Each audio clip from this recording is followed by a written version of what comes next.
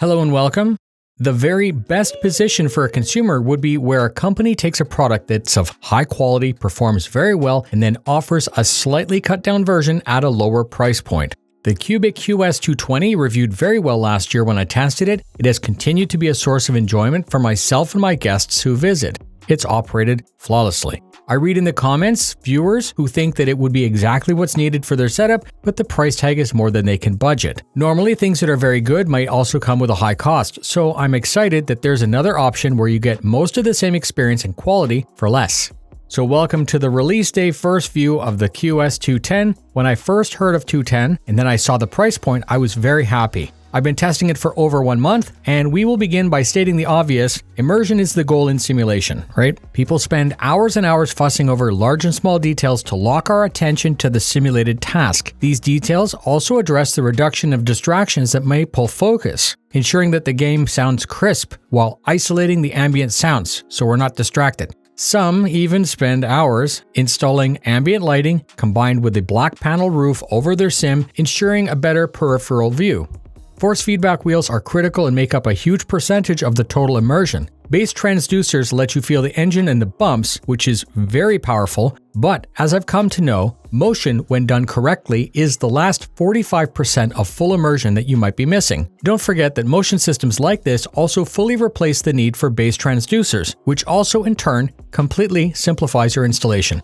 Qubic is the sub-company of Motion Systems EU. Qubic is their product line that are available to us consumers. These are based on the products that are intended to satisfy the needs for special government, corporate, and scientific projects. The software code and hardware are mostly the same, but the hardware might be scaled down to better suit a home environment. If you haven't seen my past review on QS220, I do have that linked up for you. The video, being the first, goes into even greater detail about my first impressions working with motion, how it made me feel, and specifically how it impacted my immersion a lot more than I was initially expecting. I'm able to confirm how important proper motion is with anyone who visits the studio. I might let someone play for about 30 minutes so they can become fully adjusted and comfortable. I will ask them their opinion about the experience. Most express that it's very good, and many believe that they are now quicker after using motion. Most importantly, they all confirm that it's a lot more enjoyable. To further prove that point, I'm able to push the master kill switch while they're driving, and I always get the exact same reaction. They immediately turn their head towards me in anger, as if I had taken candy from them, like a baby.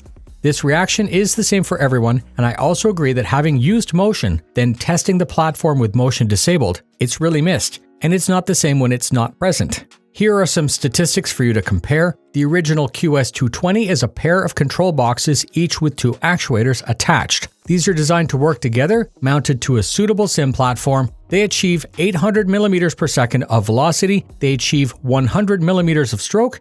With mounting hardware, the price used to be around $10,200 US, but this price has recently been reduced to $8,720 US. As I said in the intro, this is still a good chunk of coin and a really big investment. The QS220 has explosive power, travel, and speed. I normally set the base configuration to 70 or 80%, and it's still considered by many to be a crazy fun ride and a fun experience. The new QS210 is configured the same as a pair of control boxes, each with 2 actuators. These are also designed to work together mounted to a suitable sim platform.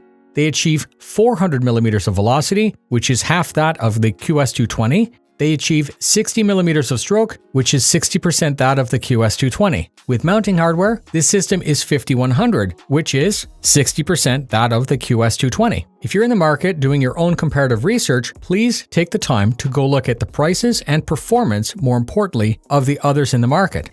You may want to know what it's like to use these systems. I'm going to say when playing, it's normal to encounter violent events such as riding a rumble strip or leaving the ground off a jump. These events have the expectation of a specific, more violent motion and a violent feeling. That activity could be banking hard, landing hard, bumping off a curb, bumping into a tree, or riding a fence. That expectation could be more violent, but in reality, you don't need to experience the full force of a collision to be fully immersed, which is good. You don't need to have the platform achieve a full 45-degree tilt to feel as if your car is crawling up a hill at 45 degrees.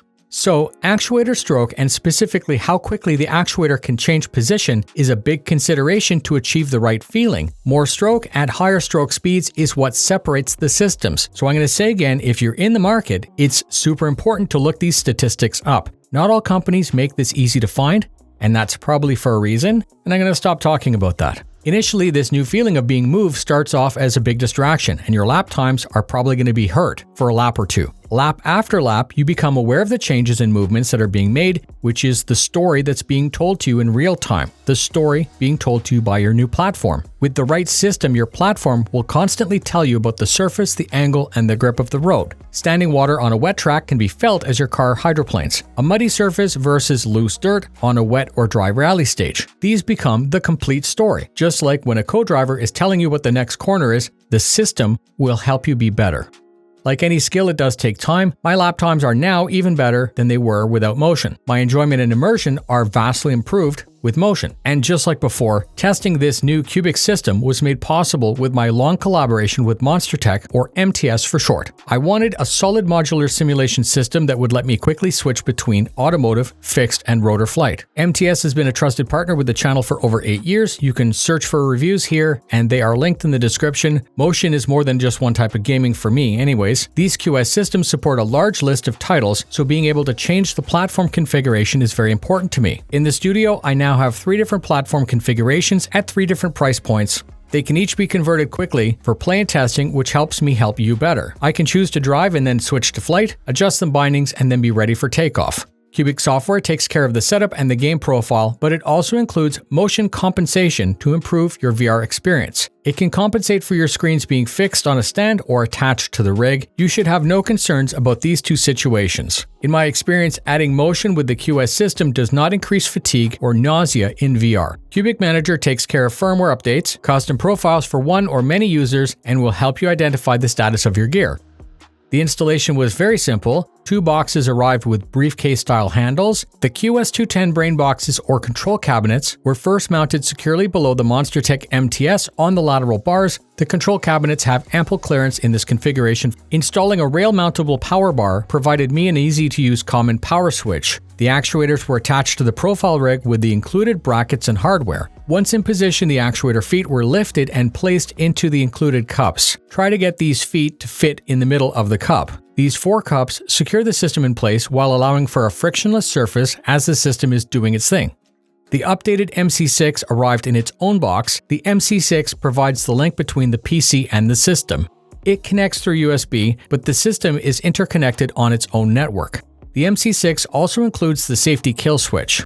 Push this at any time to pause the motion. When the system is powered up for the first time, if everything is configured properly, the system will perform a level check and park in its lowest position. You're going to be asked in Qubic Manager to update the firmware if needed. You'll be asked to identify the layout and the distances between the actuators in length and width. All of this information tunes how the system will interpret the game telemetry and polish your experience further. Each time Qubic Manager is launched, it will search for installed supported games. The Qubic Manager will provide insight in the Action Center. Highlighted green, yellow, and red are actions that you should perform before you play. If a game requires a setting configuration for motion, it's going to be added at the click of a button. It's a single, modern interface which allows you to tune for your experience. Everything is clearly explained, so let's say, for example, you feel that the default shifts are a little bit too harsh. You can mute them a little bit. You might feel the porpoising on the back stretch of the ring is too violent, so you're able to mute that a little bit, but you may like to add a little bit more emphasis on the roll axis. Adjust the sliders and it's done. When planning your build, remember that things that move, the force translate. My studio is a basement with the tile over a solid cement slab. There would be nothing physically preventing you from installing this in a condo, in an apartment, or the second story of a house. But sound and motion propagate from the source, so I would strongly suggest that powerful vibrations, rocking, and heaving of the platform would probably be very audible or even felt within the surroundings in that situation. On the cement floor in my house, things are ideal in my basement, and nobody within the house even knows when the system's operating. But in an apartment, however, things may be less ideal. Your downstairs neighbors no doubt will be knocking on your door within minutes. The lighter power requirements of the QS210 will help with your install planning, and please consider that you need about 10 centimeters of clearance all around for its operation, as it does need to tilt around. As we come closer to the end of the video, the real question that should be on your mind is, how does it perform, and how noticeable is the difference between QS220 and QS210? The performance of this new QS210 is great despite being less powerful and having less stroke than its larger brother. I believe that I had equal enjoyment and equal fun from QS210 despite knowing that it was less capable. You can tell when switching between the two, but on the whole, the occupant still has a great experience on either. If you're adding motion, you will be impressed with either of these QS systems. If you're stuck deciding between them, it's just like choosing between a BMW 230i and a 240i. They both work exactly the same, but one performs better at a higher price point. Where you might really notice the upgrade perhaps would be in flight sim, where the extra travel will add degrees to the maximum tilt of the platform.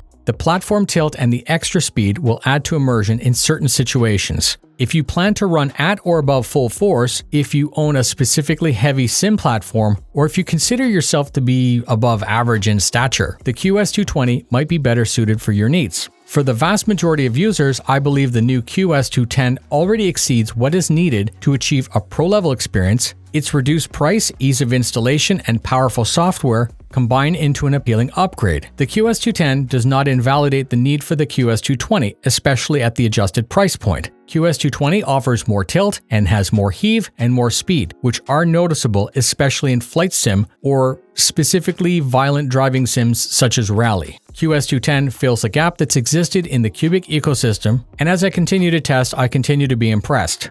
So, if you've made it to the end, thank you. If you enjoyed the content, please share, and don't forget to comment in the comments with your questions or feedback. There are links in the description to help you find more information on the things that are covered in this video. There are more reviews that can be found here with a simple search, and more are planned through the rest of 2023 and 24. Please watch out for that. Sim safe, and I hope to see you at the next video.